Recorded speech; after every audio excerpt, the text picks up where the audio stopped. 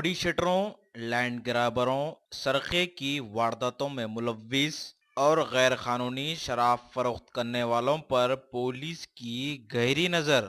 Falaknuma police division के तहत 20 गुंडा नासिर अफराद को पीडी एक्ट के तहत जेल मुंतकिल कर दिया। मजीद महीने के आखिरी तक 20 जराइम पेशा अफराद को भी पीडी एक्ट लगा दिया जाएगा। जराइम पेशा अफराद पर पुलिस की गहरी नजर है।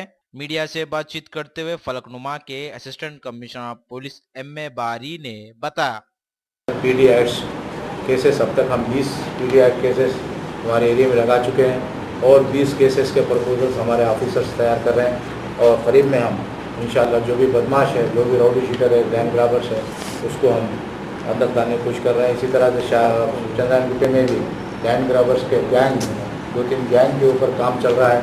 5-6 केसेस रजिस्टर करे हैं, वो भी आपको डीसीपी साहब करीब में उसका प्रेस मीट लगा के आपको ये लैंड ग्रैबर गैंग्स के बारे में भी इत्तला करेंगे।